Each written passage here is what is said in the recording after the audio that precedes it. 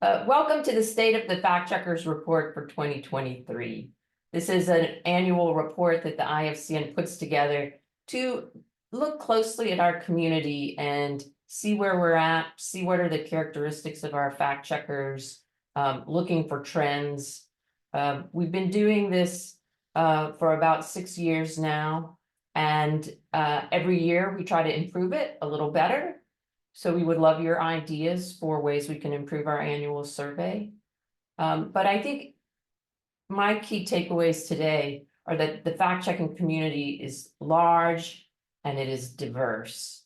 As you'll see in our presentation, we have different types of fact checkers all over the world engaged in different types of fact checking, but they're all united around the International Fact-Checking Network's Code of Principles. I want to take just a few minutes to talk about this Code of Principles. It was created by fact checkers after our first Global Fact conference. We didn't even call it Global Fact then. It was the first meeting in 2014 in London. The fact checkers themselves came together to write a Code of Principles that emphasized accuracy, transparency, independence, and superior methodology in fact checking. Fact-checking organizations voluntarily sign on to this Code of Principles, and they go through a 3-step application and verification process. They fill out a long application showing how they exemplify the aspects of the Code of Principles. Then an independent assessor, typically a former journalist or a university professor, verifies their application to make sure that all the criteria are being met. And then finally, the IFCN Advisory Board, composed of fact-checking leaders from around the world, votes on the application. It's a rigorous process. It can be quite lengthy.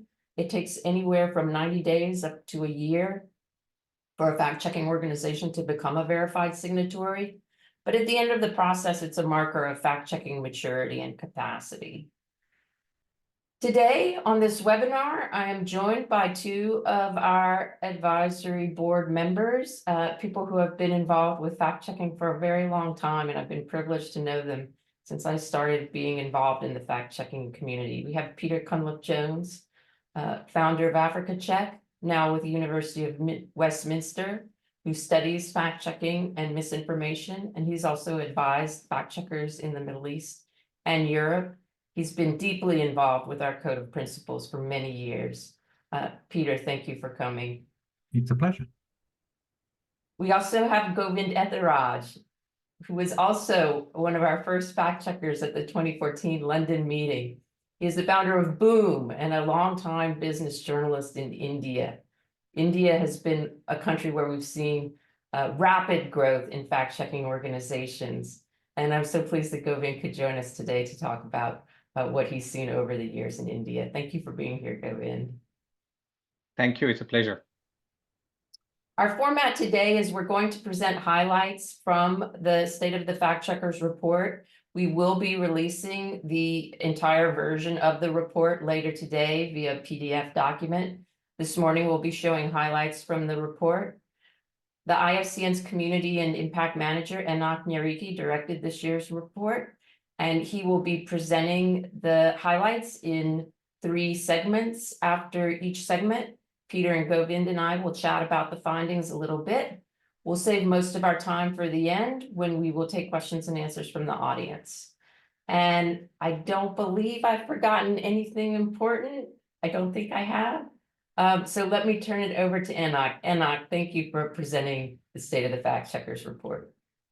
Thank you so much, Angie. So let me start straight. So a bit about this report. It was a survey to IFCN signatories, and 137 fact-checking organizations responded. So the findings you are going to see are based on those responses, which make up about 80% of the number of signatories IFCN had at the end of last year. Yeah, so we cover a lot of topics, some that were not covered in the past, things like AI. Yeah, so happy to show you some of the highlights. So a bit on the makeup of IFCN signatories this year. nonprofit fact-checking organizations made up about 40.88% of the network.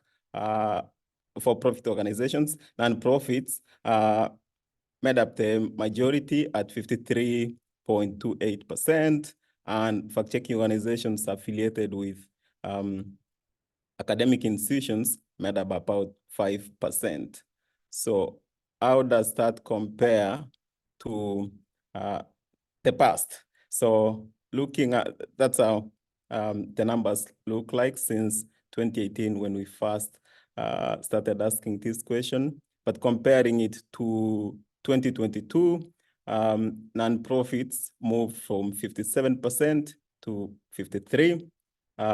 For profits increased from that 6.6% to 40.9%, and fact-checking organizations based at academic institutions moved from 6.4% to 5.1%. So a very small change. But you can look at the numbers when we share the PDF and see how this change, how the trends have been over the last 6 or so years. So we also looked at the years that these organizations were established when they joined IFCN. You can see the graph and how long some have been in operations. So 22 organizations became IFCN signatories last year. So that was the second highest number we have on record. The previous record is held by 2018. But if you look at the number of new organizations being established, that number has been slowing since around 2022. And going to the countries represented in this survey since 2020, 2020 we had 45, then 43, 2022 46. Last year we had 69, which means 23 organizations from countries without an IFCN signatory previously joined the network or at least participated in this survey. So happy to see this growth. And we do have a really cool map you'll see in the main report. So let's go to size, the size of these organizations.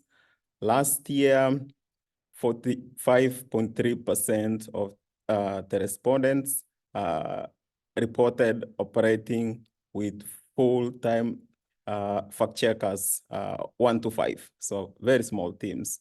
And those with fact checkers numbering 6 to 10 were 22.6%. Those with 11 to 20 people made up about 21%. 21 to 30 people made up about 4%. And fact-checking organizations with 31 people or more consisted of 6.6%. So if you look at these numbers, you will see that 68% of the organizations in the network have 10 or fewer full-time employees. So how do these numbers compare to 2022? So 49.6% of the respondents increased the size of their fact checkers. 44.5% maintained the same team size, while 5.8% reported that their full-time staff had reduced. Yeah, so before I move to the next segment, perhaps I can ask Angie to comment on these numbers. Yeah, I think the things that jump out to me are the maturing of the field. I mean, we have a very large number of IFCN signatories, the largest ever, about 170 plus signatories right now. And I think that the diversity between the nonprofit and the for-profit is very interesting. I mean, they're not exactly 50-50, but they're pretty close. So those are some of the things that jump out to me about the makeup and characteristics of our community. Peter, what is your take on some of these characteristics? Yeah, no, I mean, so I think the overall trend I can see is the sort of maturing of the community. I mean, some of the things that I'd take away. Fact checking has spread in the last few years, and this continues in parts of the world where it was hard, later to get started, where it's harder to do fact checking. So there's fact checking going on now in places where it was really pretty unimaginable a few years ago. And there's still obviously a lot of places where that's not the case. So I think it was 69 countries have IFCN members. There's 200 plus countries. I'm slightly nervous of making a claim that's not true, but so there's still a majority of countries that don't have fact-checking organizations. That are IFCN members. That's the first point. The second point is that so there are areas, when you look at the map, the Middle East has fewer IFCN members than some regions. Africa still has fewer IFCN members. They're growing. Both of those are growing rapidly, and we can talk a bit more about that. Southeast Asia, I think, also, and so on. So there are some areas where I think there's significant need for more fact checkers.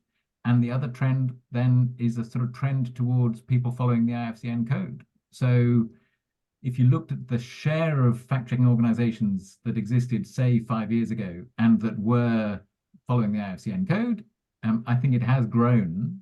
And that's the important point about, it's not just about people doing fact-checking or claiming they're doing fact-checking. We need to do it in the right way. And that's what the code's about.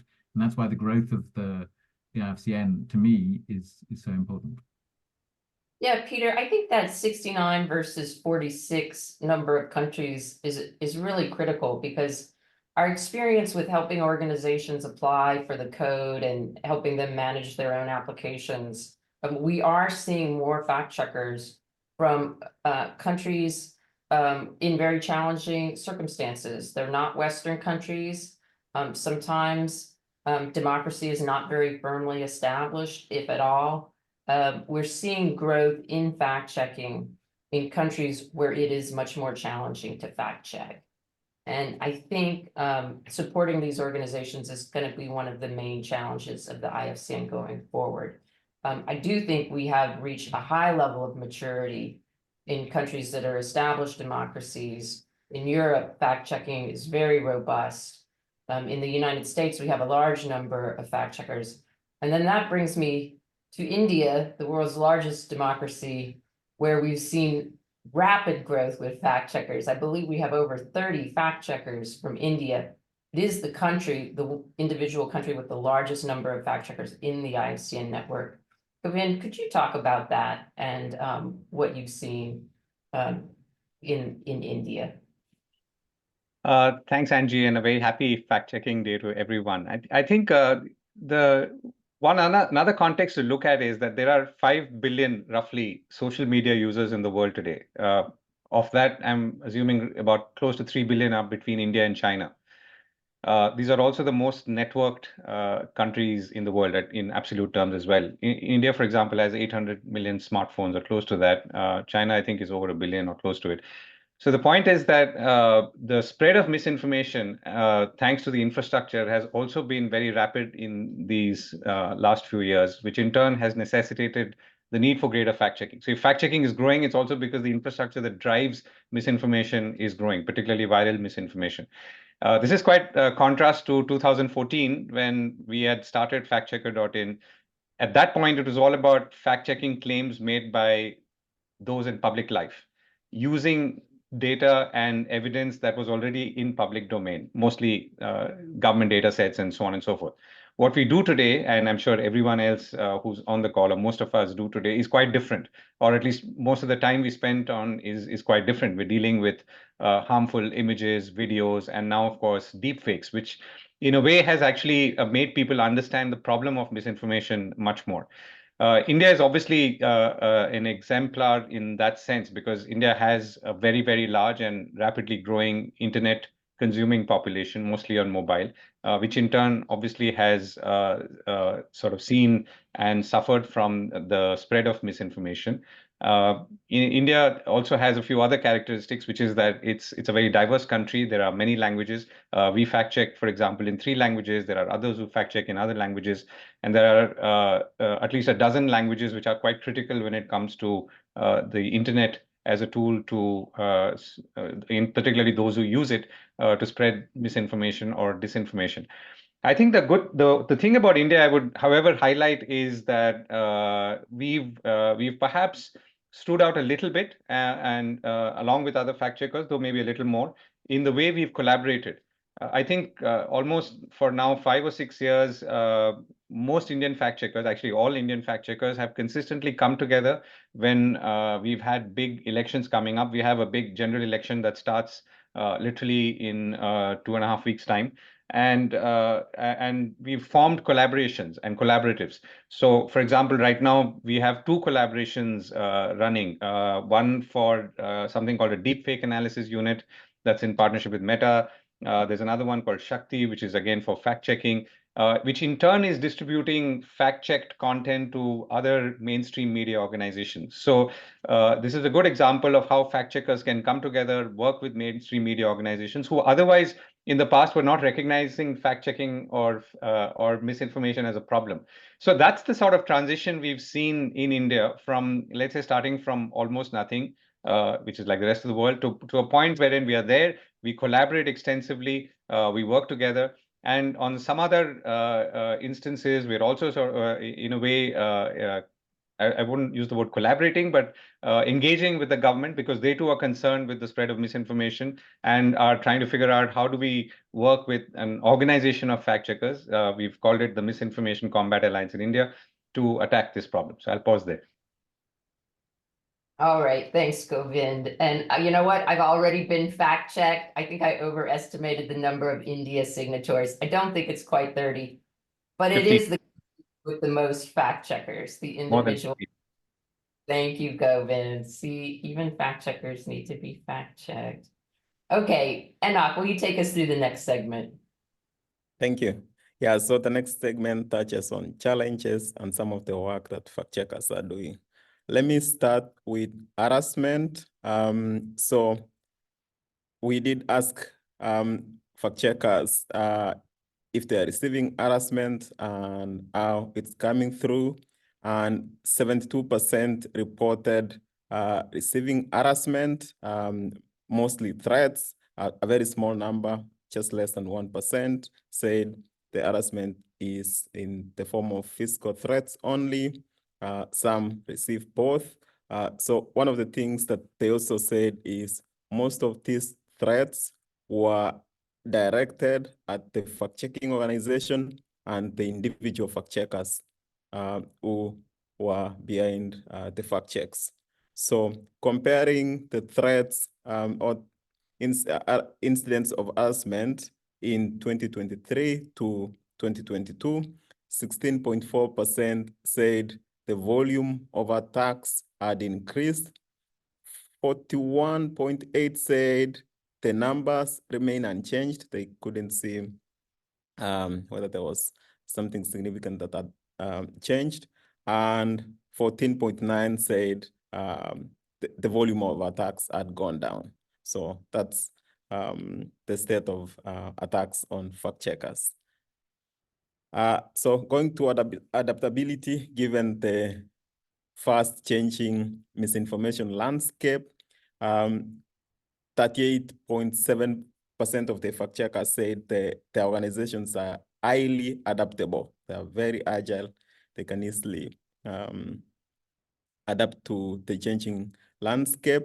54% said they are somewhat adaptable, and 6.6% said they are having struggles keeping up with the changing landscape. So 18% said, we also did ask another question about how their fact-checking techniques have changed last year. So 18% said they significantly improved their fact-checking techniques in 2023. 54% said they improved techniques with additional tools. So not too much done there, but some upgrades were made. 23% said their techniques remained unchanged from the previous year, and 6% said they need to improve. Their techniques are sort of dated. And let's go to the financial numbers. But the biggest challenge that fact-checking organizations are facing today is funding and becoming financially sustainable. That was the biggest challenge by far at 83.7%. The others are staffing and expertise, access to tech tools, and we have two others that made up a very small number, but this is the picture. The biggest challenge by far, raising funding and becoming financially sustainable. So on budgets, these are the numbers from last year. 10% of the respondents reported operating on budgets of up to $20,000 US for 2023. 27.7% said their budgets ranged from 20,000 to 100,000. Biggest category at 35% reported having budgets of 100,000 to about 500,000. 15% said their budgets ranged from 500,000 up to $1 million, and 11.68% said their budgets were $1 million or more. So comparing these numbers for 2023 to 2022, 41.6% of the respondents said their budgets had increased. So 40.1% said their budgets remained the same between 2022 and 2023. 18.2% said their budgets for 2023 were smaller compared to 2022. So let me pause there and get your reactions. Yeah, again, I think some of these numbers really highlight the diversity of the fact-checking community on the numbers. We see that we have here it's 11%. When we looked at the full-time employee numbers, it was similar. We have a certain number of fact checkers, around 12%, that are very large, very sophisticated. I think one of the positives is that because of our community, we have a lot of large fact checkers who are willing to coach and mentor smaller fact checkers. Sometimes it's through formal mentoring programs. Other times it's more for things like Global Fact. I know with Global Fact, we have a number of very sophisticated fact checkers who are proposing panels and webinars to share their knowledge. So that's quite positive. The other thing that jumped out to me were the challenges of harassment and funding, which I think are challenges that are shared by the broader journalism community, to some extent by the broader civil society community. Harassment is something that we've been working on for quite a while at the IFCN, trying to find solutions and programs that would help. I would say harassment remains a very challenging problem, and I'm personally very unsatisfied that we haven't been able to come up with better strategies for dealing with online harassment. It feels like this problem that won't go away. At Global Fact 11 in this summer in Sarajevo, I know we're going to have at least one and possibly more panels on dealing with harassment because it is such an intractable problem. Peter, what's your take on some of these numbers we just looked at? I mentioned harassment, funding, and budgets. Any of those items that you'd like to talk about? Yeah. Well, I mean, so in a way, well, so two quick thoughts. One is, I asked this question of the biggest challenges that people were facing in Africa, people who are looking at setting up fact-checking organizations. In 2017, we held a meeting in Johannesburg, and the number one challenge that everybody around the table, we had about 20 people around the table, said was lack of access to accurate data, which I see was quite low in this read. And so two thoughts on that. One is obviously these things are geographic. There's a geographical issue there, that data is easier to access in some parts of the world than in other parts of the world. The other thing is the type of fact-checking that organizations are doing. I think we'll go on to that later. But so if you're doing more online verification of online images, it's less about access to data than if you're doing political fact-checking, which is about establishing whether the claim of the government about unemployment or children's enrollment in schools and so on, that's about access to data. So I think there's an interesting question there about the challenges we face because of the work that we're doing. That's one thing. The second thing, I mean, harassment is a huge issue. I think we've also, what doesn't come out here, but which I think is a significant challenge, are sort of strategic attacks on the community. So there are the attacks on the community as being a voice of censorship. There are the imitation of fact checkers in order to subvert what fact checkers do. So governments trying to claim that they're putting something out, and they'll put it out as a fact checker, or they'll set up so-called fact checking organizations. There are countries where governments are seeking to take control over fact checkers. And there's a lack of awareness amongst the wider public about the IFCN code, which distinguishes between what we're doing and what a government fact checker does. And that, to me, that's a really significant long-term challenge, because if people don't recognize the difference between what we do and what they do, we're all just voices shouting in the noise. So that's one thing. And so then those are challenges that I think are attacks on us. The other thing I'd just mention very quickly is I do think what I've seen is a great growth in skills in verification. And I think that's reflected in the data that comes back. The thing that I think we as a community still fail to do as we might is to try to work out what's the triage of claims that we fact check, and how do we work out what's a harmful claim? There's so much out there that's wrong. How do we work out what's a harmful claim and what's not? How do we prove the value of what we're doing? We think it matters, but how do we prove the value of what we're doing? And I think that's an area that we need to get much better at. And I think that then helps with the sustainability. If you can prove that you're tackling a real harm, you're more likely to get support from wider society and so on. That's something I think we need to get better at. Thanks, Peter. Govind, what is your take on the challenges that we just looked at? I'll focus on the funding part. I think, there's a fundamental question. I mean, what is fact checking? Is it a public service? In which case, who will or who should fund us? For many of us, since the context of me and Peter being here is that we were there in 2014, we spent 4 to 5 years without any real revenue. I mean, this was a pure cause.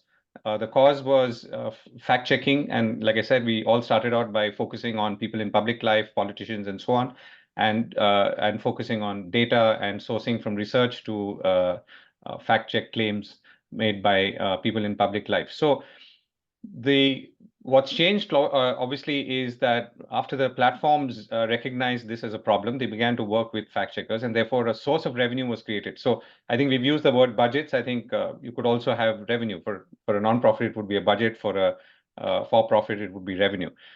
But I think the question is this a problem that people want to pay to see solved? I'm actually not sure, because it is a problem for platforms, and therefore they are investing in this.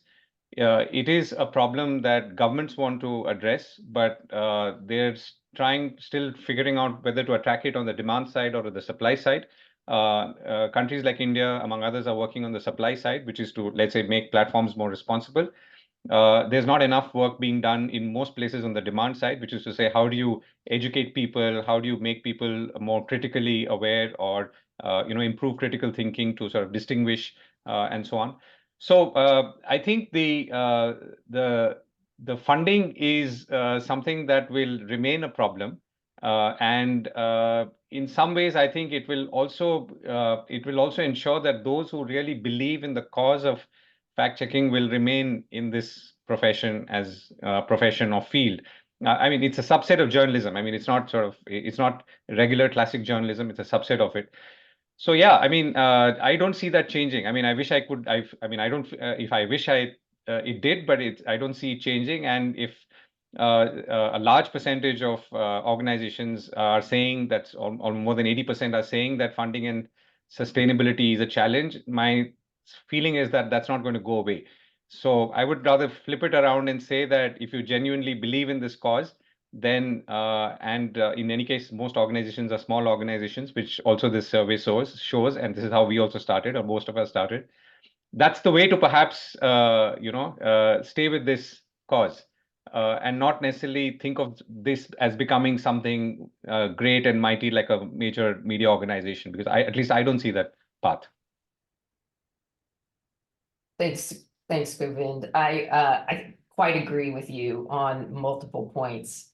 One of the things that I think has been interesting about our community is the way that the different individual fact checkers have explored different ways of getting at sustainability, and we share knowledge. But I do think you're quite right, that pressure is not going to go away, and we may see it even put more pressure on fact-checking organizations in the years ahead. I think we're getting into our last and final segment that includes some information on working with platforms. Anak, why don't you go ahead? Thank you. Yeah, before that, let's look at the focus areas and the top ones that fact checkers work on at 95.62%. Elections and political fact-checking on public health, fact-checking on social issues, economic issues. You can see how all these focus areas rank.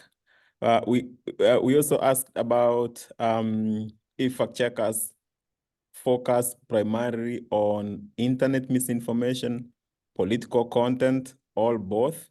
And you can see that 57.7% said they do both roughly in equal parts.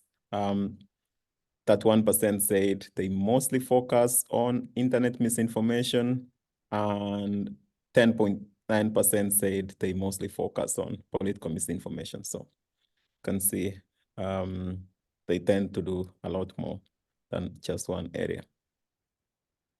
Now, working with platforms, starting with Meta, 63.5% of fact checkers said they are currently part of Meta's third-party fact-checking platform, and that 6.5% said they are not part of that platform. And this obviously results for 2023. Now, how do these numbers compare to the last few years? You can see from this graphic that for 2020, then the percentage of survey respondents who said they are part of the third-party fact-checking program, or the PFC, was 79%. 2021, that number went to 66%. 2022, 66.7%. And then last year, 63.5%. So it's been sort of declining slightly. But if you look at the number, the percentage of signatories who say they're not part of that program, 2020 was 20.8%, 2021, that 3%, that 3.7%, then that 3.3%, and that is 6.5% for last year. So the trend here is the percentage of signatories in the program has been slightly declining, while those who are not part of it has been increasing slightly, but the raw numbers obviously show a different picture. So let's go to TikTok, another platform. So 14.6% of the respondents said they are part of that program. 85.4% said they are not part of that program. One thing that stood out was all fact checkers in the TikTok third-party fact-checking program also work with Meta. Right. So in 2024 and beyond, these are the platforms that present most concerns to fact-checkers regarding the risk of misinformation if things remain the way they are. So X presented the most concerns at that 6.5%, or formerly Twitter. TikTok came second at 21%. YouTube at 13.8%, Facebook at 13.1%, Telegram at 6.5%, then WhatsApp at 5%, and others. So you can see Reddit, LinkedIn don't seem to present many concerns to fact checkers as of now. Yeah, on media literacy, we asked if fact-checking organizations run a dedicated media literacy program, and 32% said they have a well-established program. 5% they have a small program considered minor in the overall operations of the organization. 7% said no, but they partner with media literacy organization. 12% said no, but they're planning to start a media literacy program, and 13% said no, they do not have any. All right, AI and fact checking. So regarding organizations that have established editorial guidelines for their teams to rely on the use of AI chatbots like ChatGPT, Gemini. Things are changing so fast that this name changed. But the number of signatories that have those established editorial guidelines are currently 16%. 51% do not have them yet. 31% said they're in the process of creating them, and 1% weren't too sure. So 58% of the respondents wanted IFCN to take the lead in drafting those guidelines for the wider fact-checking community. 39% said they're interested in the idea, they want more discussion on that, and 2% said no. Okay. This is the current use of AI in the fact-checking process. 45% reported not using it at all. 35.8% said they use it for preliminary research work. 2% for drafting reports, 4% for content creation, and 12% for they use it for other tasks. This is the last one. Our fact checkers, for at least in the next 3 years, what role they foresee AI playing in their fact checking workflows. 15% predict that the technology will play a lead role. 68.6% say the technology will have a limited role in their work.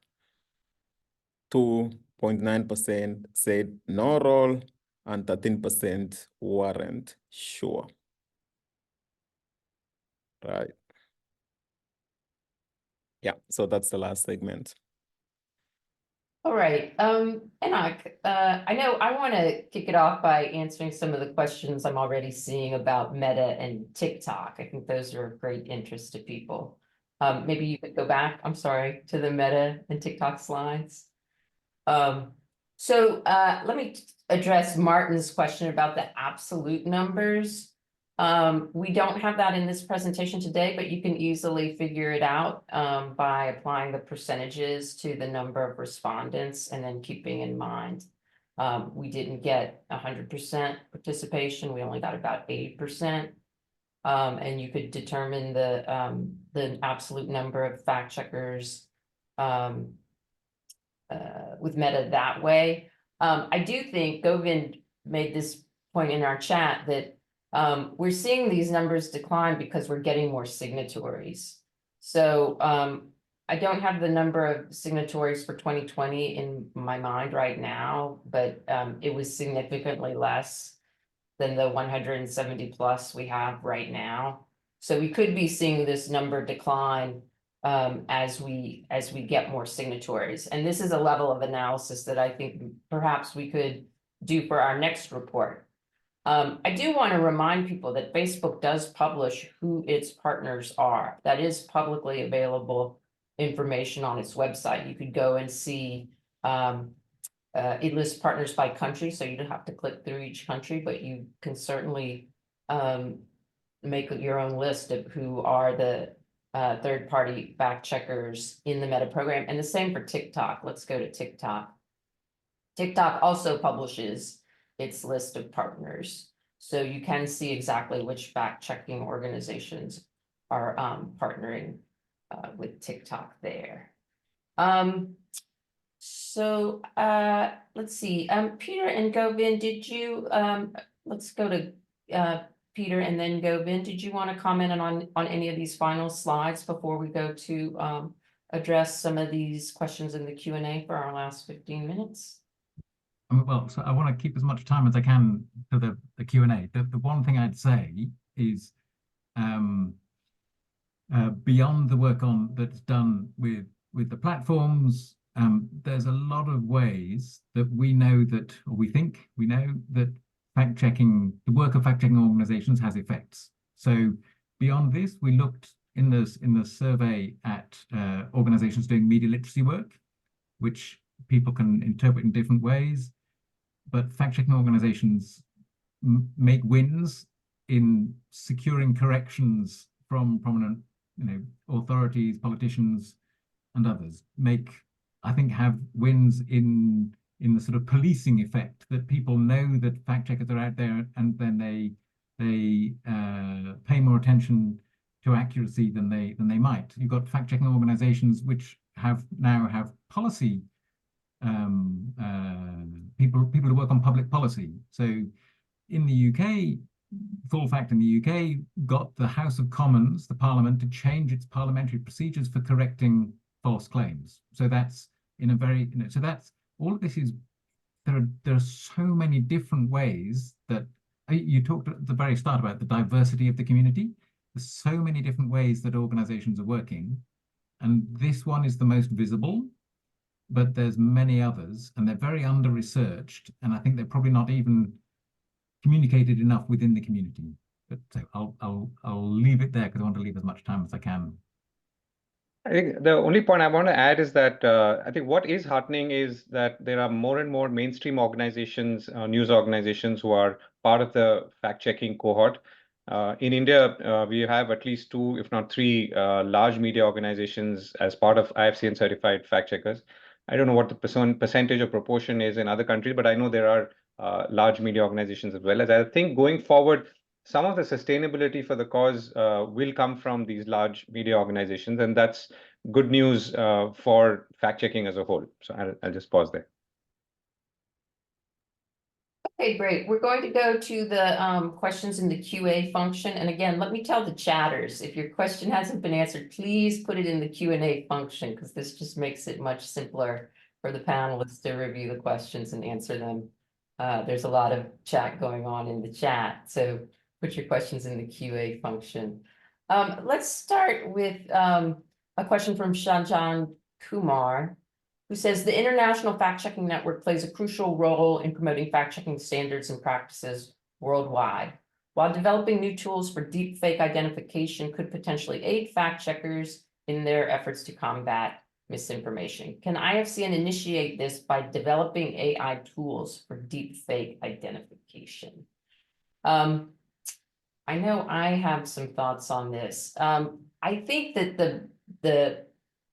the people best positioned to develop AI tools are the active fact-checking organizations, and that the IFCN would play a role in facilitating the communication. Can we talk about any of the collaborations that are going on right now, driven by AI tools and identification of deepfakes or other AI generated content? I know there's a collaboration. There are several collaborations going on in India, and that Full Fact and the Arab Fact Checking Network have also recently launched a collaboration. Govind, why don't you go first, and then we'll go to Peter. No, I think the collaborations are on. I don't have insights on what those specific ones are. I mean, I've read some of them, but I don't want to get into saying something which others might be better equipped to answer. But I think this is a moving target. I think, you know, if you look at what Sam Altman said when he was asked about what the biggest challenge of ChatGPT was, or the problem was, he said it was disinformation. So it was about generating disinformation, not fighting it, or misinformation, and not fighting it. So I think the system at large has never thought of a solution. So I don't know if all of us have the technical resources. I mean, the smartest engineers in the world don't necessarily work with fact checkers. They're working elsewhere. So I think this I think the collaborations are useful, but I think the scope of the problem and the challenge is pretty large. And I mean, I think that there's no point adding beyond that. Peter, thoughts on collaborations on AI and detecting deepfakes? Yeah, I mean, well, I think that the biggest challenge probably is doing this outside of English language, or outside of, I mean, there's a couple of other languages that probably get some attention. And so that was great to see. So Full Fact is doing a lot of work on this. I see Andy has just sent a message about that. Is doing a lot of work on this with in the Arab world to try to develop, and has been developing tools in Arabic language. You know, but I mean, there are many languages and so on, in which this is going to be a big problem. That's part of the problem with the Meta program. Is, you know, there are, what is it, 80 languages in Ethiopia, and I think they work in 3 of them or something. But you know, so I think language is going to be a huge challenge, and the resources of the community. You know, we saw that the majority of the organizations are 5 people, or, you know, 1 to 5 people. So I'm not sure if it was majority. Very large percentage is 1 to 5 people. So it's a really big challenge. We're under-resourced to do it, and I think working out how we can get the basic AI tools that help the fact-checking process into as many languages as possible, and organizations like Full Fact are taking a big lead on that. There's a long way to go. And maybe we need to also focus on the policy side of it. I mean, how do you get either? I mean, I don't want to drag governments into this, but I mean, governments are already in it and want to frame AI policy, and that's happening in Europe, United States, and India. I'm sure many other countries. So, I mean, how is there some sort of control on the apps ecosystem which allows the creation of deepfakes? I mean, in almost in seconds, and which may have taken several days earlier to do. So I think there has to be some kind of policy approach to addressing this at the Play Store sort of level, as well as at a larger country level. Very good point. Yeah, and that moves into a question from Jency. He asked, can the IFCN take a clear stand against fact checkers applying for government-funded fact-checking projects? And Jency doesn't say this, but I think his question is coming from the India context, where there's a great deal of concern about the government trying to start fact-checking units, where it would give direction on what should be fact-checked and how the findings should be distributed, which obviously would be a huge conflict with the IFCN Code of Principles. And just to refresh everybody's memory, the IFCN Code of Principles, it doesn't put an absolute ban on government funding, but it says there needs to be a robust protective measure to prevent government interference with the fact-checking work or the findings. I'll just say, as someone who observes this in a lot of different contexts, this is a very vexing problem to address globally. Because in some contexts, government fact checking is seen as support, and the fact checkers do feel like they have independence. For example, the fact checkers in the European Union don't seem to have concerns about censorship issues with some of the grant programs that the European Union runs. But it's very different in India. There are concerns about press freedom and the independence of the fact checking. So I find this like difficult to figure out where the IFCN standards should be for fact checkers around the world. I think we will discuss this more as we look at our next version of the Code of Principles. But it's something that I don't have an immediate straightforward answer to. Peter, could you speak to that, and then Govind? Sure. So that's an immediate, straightforward answer. So, I mean, I think, okay, so if you want to go for the sort of the investigative journalism law, you always say follow the money. I think in this case, it's not really a follow the money issue. It's a look at the editorial control. As you say, and so when we were developing the Code of Principles, first in 2016, and then we revised it in 2019, 2020, we looked at this issue. A lot of organizations, they're very small organizations, they take funding from embassies in their country. So, right, so, and then is that taking money from, it's taking money from a government? So are you allowed to take that, but you're not allowed to take from another? There are members of the IFCN who are work under state under the law of the state. So I mean, I in all due disclosure, I worked for AFP News Agency for years. It exists under French law. My experience, my understanding is it is entirely editorially independent, but it exists under French law. So the question of what's government funding is complex, and I think if we want to go down to one thing, it's is the government funding either exerting or creating an understanding amongst the public, amongst the assessors? The role of the assessors is crucial in this, that it does or could influence editorial control, and if it does, that total violation of the Code of Principles. If it doesn't, it's open to question, but I think that is where you have room to engage with the government. As I said, there's a lot of things that fact checkers do that aren't directly related to fact checking claims by governments, media literacy and all that. So yeah, follow the editorial control. It doesn't work as well as the money, but I think that's it. Govind, thoughts? I think, if fact checking is a subset of journalism, then, I mean, I'm trying to take a moral position on this rather than a more practical position. So I think the moral position would be that if it's a subset of journalism, then could I be funded by government? And if I am funded, then what does that mean for my editorial integrity? It's a question that I'm posing. I mean, the answer would differ for maybe different people. So I think there is a funding problem in this space, as the survey shows, as we all know. If we are not able to fund organizations in a way that it satisfies our journalistic principles, if assuming we treat this as journalism, then maybe we shouldn't be in it, is what I would argue, or take some hard calls about what to do and what not to do.